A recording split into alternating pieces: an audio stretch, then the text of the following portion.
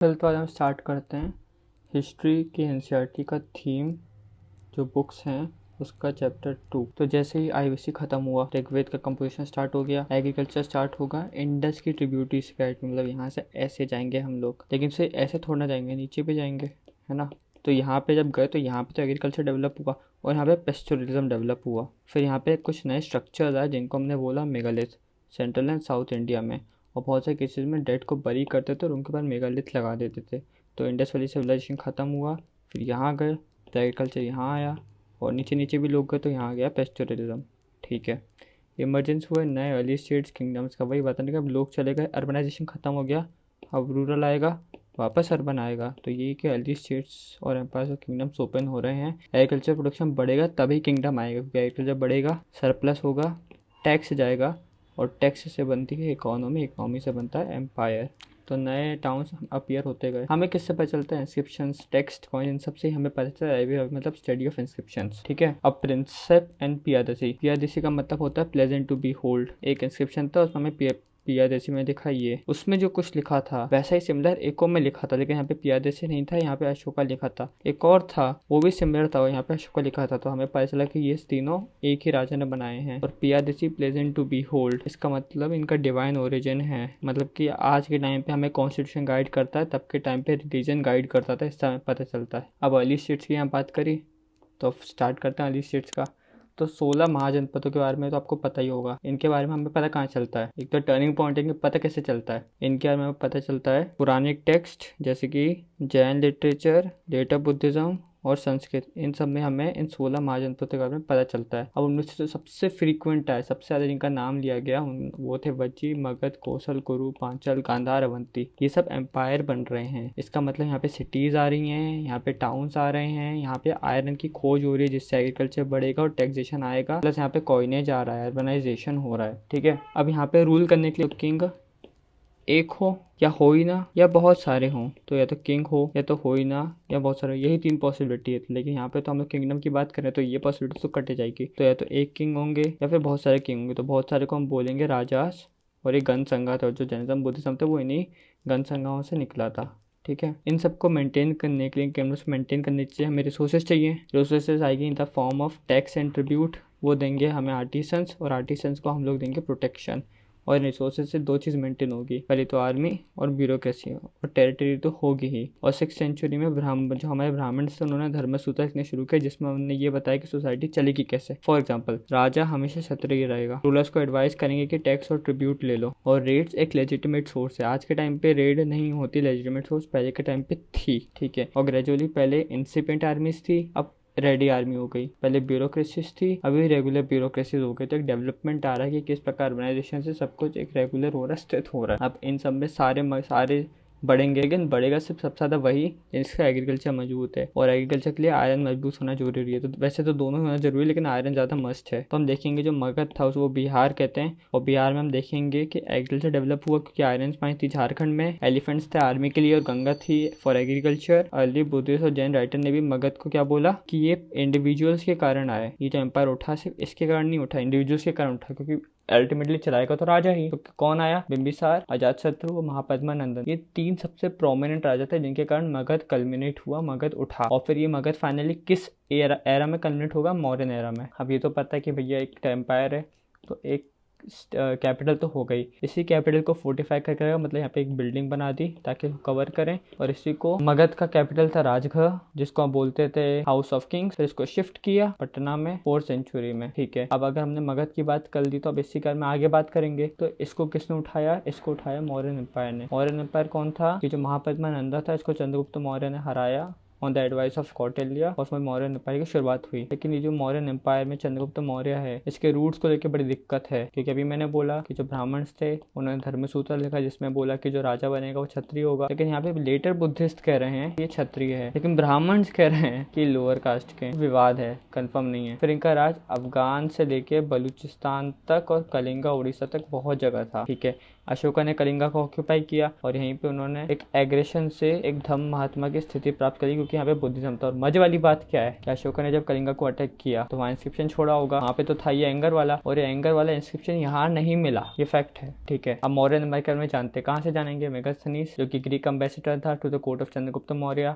इसके अभी कुछ पार्ट्स में है। फिर अर्थशास्त्र, लेटर बुद्धिस्ट, पुरानिक, संस्कृत, इन सब के बारे में हमें मौर्य के बारे में पता ही चलता है, क्योंकि अगर हमने हिस्ट्री कंस्ट्रक्ट करी तो सोर्सेज तो चाहिए ना, इंस्क्रिप्शन। तो यही सब इंस्क्रिप्शन हैं, Puranic text, later Buddhist etcetera. In fact Ashoka ने तो नेचुरल रॉक्स जो हमें पत्थर मिलते हैं ना हमारे आसपास, और पिलर्स जो कि पॉलिश होते हैं, उस पर गुड़वा दिया, उस पर इंस्क्राइब करवा दिया। और क्या इंस्क्राइब करवाया कि उसने धम्मा को समझा, क्या मेरे लिए धर्म है ड्यूटी, किसी और के लिए धर्म है कि वो उसके लिए मर मिटेंगे, कुछ भी करेंगे। तो उसने जो धम्मा को समझा वही उसने इंस्क्रिप्शन में लिखवा दिया। अब धम्मा में उसने क्या समझा कि रिस्पेक्ट करो, एल्डर्स की रिस्पेक्ट करो, जनरोसिटी दिखाओ, ब्राह्मण्स को चोरी नहीं करो, सबको अच्छे से ट्रीट करो, सब भगवान के बच्चे हैं एक्सेट्रा। और अशोका ने हमेशा इनको एक सब्जेक्ट्स के रूप में देखा और ये इनका फादर बनकर आके मैं अपने फादर होकर सब्जेक्ट को प्रोटेक्शन दूंगा, ठीक है। अब सबसे ज्यादा इंपॉर्टेंट तो ये कि अगर एम्पायर बन गए तो उसको चलाना भी तो है, चलाने के लिए राजा है, दो हो सकते हैं, या तो एक हो या बहुत सारे हों। जब बहुत सारे होंगे तो उसको गणसंघा कहेंगे, और जब एक होंगे तो उसको मोनार्की कहेंगे, राइट। और ये भी मोनार्की चल रही है। अब इसको एडमिनिस्ट्रेट करने के लिए यहाँ पे कैपिटल था जिसमें फोर्टिफिकेशन हो रखा था, जिसको राजगीर से पटना कर दिया, लेकिन और भी तो होंगे ना, तो और को क्या बोला गया, प्रोविंशियल सेंटर्स, तक्षशिला, उज्जैनी, तोसली, सुवर्णगिरी, इन सब का नाम हमें अशोक इंस्क्रिप्शन में मिलता है। लेकिन इनकी खास बात क्या है, इनकी खास बात ये कि वहीं पे बने होंगे जहाँ पे सबसे ज़्यादा ट्रेड हो रहा होगा, क्योंकि एम्पायर के लिए चाहिए हमें टैक्स, के लिए चाहिए हमें दो चीज़, एक तो एग्रीकल्चर और एक मैन्युफैक्चरिंग। तो यहाँ पे जब ट्रेड हो रहा होगा तभी टैक्स आएगा, तभी एम्पायर खड़ा होगा, राइट। प्रोविंशियल सेंटर्स कहाँ बने, जहाँ पे लॉन्ग डिस्टेंस ट्रेड हुआ वहाँ पे ये दोनों बने, जहाँ पे हमें गोल्ड मिल रहा था वहाँ ये मिला।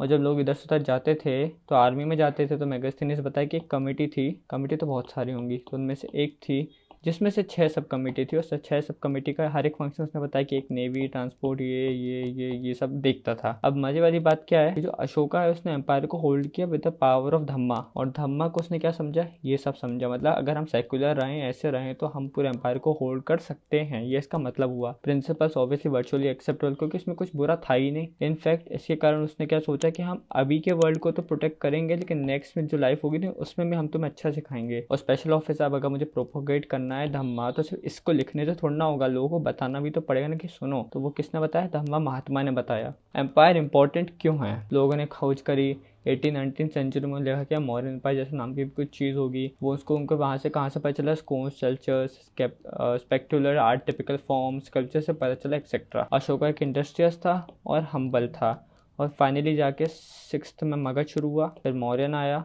और फाइनली 2nd BC में ये ख़त्म हो गया। नए चीफडम साउथ में आए, और फिर यहाँ पे गुप्ता वगैरह का शुरुआत हुआ, मेजर एम्पायर गुप्ता एम्पायर। अभी नए चीफडम्स और किंगडम्स के हमें जो कि साउथ में थे उनके हमें देखते हैं। चोल, चेर, पांड्या, तमिलकम, आंध्र प्रदेश, केरला, तमिलनाडु। चोल, चेर, पांड्या का तो सबको ही पता होगा, ये स्टेबल और प्रॉस्परस थे। क्यों, क्योंकि इन्वेजन हुए तो नॉर्थ में हुए, साउथ में नहीं हुए। इन्वेजन होने के लिए यहाँ पे लैंड चाहिए, पानी में इन्वेजन नहीं हुआ तो ऊपर लैंड थी, नॉर्थ वेस्ट में यहाँ पानी था तो इन्वेजन हुए नहीं। सतवाना थे जो सेंट्रल में रूल कर रहे थे, और शार्क्स थे जो सेंट्रल एशिया से आए थे, और जो भी सेंट्रल एशिया से बाहर से आता था उनको हम कहते थे मलिक शाह। यहाँ से शार्क्स आए, ये सतवाना आए, फिर कुषाण भी यहाँ से आए, और कुषाण वही थे जिन्होंने अपनी कोलोसल स्टैचूज बनाई थी, और उन्होंने 4th बुद्धिस्ट काउंसिल में महायान बुद्धिज्म को फाइनलाइज किया था। हमें पता चलता है कि इन दोनों ने अपना जो रेवेन्यू है, मैंने बताया रेवेन्यू मेन चीज़ है, वो लॉन्ग डिस्टेंस स्टेट से ही अपनाया। अब कुषाण थे, ये पहले रूलर थे जिन्होंने गोल्ड कॉइन्स इशू किए, और उन्होंने अपना डिवाइन ओरिजिन बताया। मैंने कहा कि आज के टाइम पे कॉन्स्टिट्यूशन चलता है, पहले के टाइम पे रीजन चलता था, और डिवाइन ओरिजिन के लिए उन्होंने बोला देवपुत्र सन ऑफ गॉड। चाइना में भी था सन ऑफ हेवेंस। उसके बाद गुप्ता एम्पायर आया, वो सामंत पे डिपेंडेंट था, मतलब कि अशोका के धम्मा में धम्म महात्मा थे और गुप्त के एम्पायर में सामंता थे। ये सामंत कभी कभी बहुत ज़्यादा पावरफुल हो जाते थे, तो हमें इनको लैंड भी देनी पड़ती होगी, लैंड ग्रांट्स वगैरह वगैरह। फिर प्राग्ञ प्रतिष्ठित होता है इन प्रेज ऑफ, तो प्राग यानी इलाहाबाद नामिकी है। यहाँ पे हमें पता चला कि एक संस्कृत पोएट था हरिसेन, किसके कोर्ट में, Samudragupta, the most powerful ruler, Gupta ruler. पहले हमने जाना मगध के बारे में, फिर जाना मौर्यन के बारे में, फिर जाना हमने चीफ किंगडम्स के बारे में, और अभी थोड़ा सा गुप्ता के बारे में, समझ गए। अभी जो पूरा एम्पायर क्रिएट हुआ है, अर्ली स्टेट्स आई हैं, इनके अर्बन और रूरल में भी तो घुसना पड़ेगा ना जानने के लिए कि इनका अर्बन कैसा था, रूरल कैसा। अगर एम्पायर है तो मतलब इनका अर्बन रूल बहुत अच्छा था, तो हम उस चीज़ को आज के टाइम पे इम्प्लीमेंट कर सकते हैं ना। जैसे कि अशोका के टाइम पे जो सेकुलरिज्म था, इस चीज़ को आज हम इम्प्लीमेंट कर सकते हैं, करना चाहें तो। उसी प्रकार से ये जो अच्छे डेवलपमेंट है इनको भी इम्प्लीमेंट करना चाहिए। लाइक एक क्वेश्चन भी आया था कि किस प्रकार जो IVC है उसके जो अर्बन जो डेवलपमेंट है उसका यूज़ करके कैसे आज हम उस चीज़ का यूज़ करके अपना अर्बन डेवलपमेंट कर सकते हैं, इनपुट ले सकते हैं। पॉपुलर परसेप्शंस ऑफ किंग के बारे में कैसे पता चलेगा, कुछ लिखा हो, लेकिन किंग के बारे में लिखा होता है, ऑर्डिनरी के बारे में लिखा नहीं होता है। और पाली, प्राकृत, ये सब थी कॉमन ऑर्डिनरी लैंग्वेजेस। अब एक स्टोरी है घंटा टिंटू जिटका। इसमें ये बताया कि किस प्रकार जो किंग है बहुत ज़्यादा टैक्स लेता था, तो लोग इतना गुस्सा हुए कि अल्टीमेटली फॉरेस्ट ही चले गए। उसके बाद प्रोडक्शन कैसे बढ़ाएंगे, इकोनॉमी कैसे बढ़ाएंगे, एग्रीकल्चर से। ये इंडिया है, यहाँ होगा प्लाव, यहाँ होगा हो, और यहाँ पे भी ज़्यादा कुछ नहीं होगा। पैडी को उगाने का, राइस को उगाने का बहुत अच्छा मौका मिल गया। रेस्ट्रिक्टेड था लेकिन बाद में बहुत ज़्यादा स्प्रेड हुआ, मतलब एग्रीकल्चर बढ़ रहा है तो टैक्स बढ़ेगा तो एम्पायर बढ़ेगा, ठीक है। लेकिन जैसे इकोनॉमी बढ़ेगी तो डिफरेंसेस आएंगे। तो स्टोरी हमें बताती है कि 3 थे। लार्ज लैंड ओनर, देखो या तो ज़मीन होगी या नहीं होगी, तो large land owner, small land owner, landless. तो ज़मीन है, ज़मीन नहीं है। अब ज़मीन है भी तो एक बड़ी है और एक स्मॉल है। इसमें हमें ये बताया कि गाहपति उनको बोलते थे जिनके पास लैंड होती थी, तो लैंड है। उसके बाद जो लार्ज लैंड ओनर विलेज हेडमेंट था वो हेरिडिटरी होता है, सबको पता है कि हेरिडिटरी होता है, पावरफुल होता है। ये तो नॉर्थ में था। साउथ में भी हमें कुछ कैटेगरीज बताई, विलाला, उजावर, अडिमाई, उनके मीनिंग यहाँ पे लिखे हुए हैं। तो मतलब कि सोशल डिफरेंस था, इकोनॉमी में एग्रीकल्चर बढ़ रहा था। अब रीजन में लैंड ग्रांट्स दिए, 2 कारण से, या तो उनको एक्सटेंड करना हो या फिर उनकी पॉलिटिकल पावर वीक हो रही हो, इसलिए हर किसी को लैंड का एक्सेस नहीं था। और जिनको एक्सेस था उनकी क्लास ज़्यादा थी। जैसे प्रभावती गुप्ता एक लेडी है, इनको एक्सेस था, ये वक्त से शादी करी, बाकी लोगों को एक्सेस नहीं था, मतलब सब कुछ यूनिफॉर्म तो नहीं था। अर्ली सेंचुरीज में हमें ये बताया कि लैंड को ग्रांट देते थे। स्टॉपर और कॉपर प्लेट्स में ट्रांजेक्शन लिखे हुए होते थे। शुरुआत में तो सिर्फ संस्कृत में लिखा गया, फिर 7वीं सेंचुरी आते आते लोकल लैंग्वेज में भी लिखा गया। तो हमने रूरल के बारे में जान लिया। अब अर्बन के बारे में जानते, क्योंकि यही तो टाउन्स डेवलप हो रहे हैं ना। सारे टाउन्स कम्युनिकेशन के रूट पे थे, क्योंकि कम्युनिकेशन होगा तो लोग आसपास आएंगे और यहीं पे कुछ वगैरह बैठाएंगे, यहीं से टाउन शुरुआत होंगे। जैसे कम्युनिकेशन में एक होगा रिवरिन, पानी, एक होगा जमीन, और एक होगा ये वाला ओशन। तो रिवरिन में पाटलिपुत्र, लैंड में उज्जैनी, और कोस्ट में पुहार। यहाँ पे टाउन डेवलप होंगे। मथुरा तो भैया एक बस चिलिंग सेंटर था, मतलब बस करा देता था, वहाँ पे घुस गया था सब कुछ। अब सोसाइटी देखी जाए तो हमें सोसाइटी का पता क्या चलेगा, किस प्रकार के लोग थे, तो वो जो इस्तेमाल करते थे उससे पता चलेगा। जैसे यहाँ पे जो भी चीज़ें लिखी हैं इन सबसे हमें ये पता चलेगा कि वहाँ पे कौन से लोग रहते थे। और 2nd सेंचुरी में तो हमें वोटिव इंस्क्रिप्शन भी मिले, इसमें नाम था और जो इंसान का नाम था और उसका ऑक्यूपेशन भी था। तो इससे हमें और पता चलता है कि किस प्रकार के लोग रहते थे, और किस प्रकार के लोग रहते थे वो भी NCERT ने हमें बता रखा है। गिल्ड्स बोल लो, श्राइन्स बोल लो, बात एक ही है। मर्चेंट्स बोल लो, बात एक ही। सब ये लोग थे ट्रेडर्स, ब्राह्मण, धर्मसूत्रा, क्षत्रिय, किंग, वैश्य, ट्रेडर्स। तो ये ट्रेडर्स की बात हो रही है यहाँ पे, ठीक है। ये हो गई सोसाइटी। अब इकोनॉमी में कैसे बात करें, इकोनॉमी में ट्रेड होता रहा है, इधर उधर हर जगह से ट्रेड हो रहा था। जो सक्सेसफुल मर्चेंट्स थे वो लोग टाइटल लेंगे, जैसे सतवन, सेथीस, सतवाहांस, ये सब टाइटल लिए। जो सक्सेसफुल मर्चेंट्स थे, जो छोटे थे, वो टाइटल नहीं ले पाए। स्पाइसेस का उपयोग होता था, especially paper in Roman empire, और टेक्सटाइल का यूज होता था, मेडिसिन प्लांट्स का यूज होता था। ये ट्रेड भी तो होता होगा ना, अगर यूज होता है, डिमांड आ रही है, सप्लाई है, तो ये सप्लाई डिमांड होगा, इकोनॉमी हो गई। अब बात है कॉइन्स की, क्योंकि पहले तो गोल्ड वगैरह चलता था, फिर आए पंच मार्क्ड कॉइन्स जो कि सिल्वर कॉपर के बनते थे।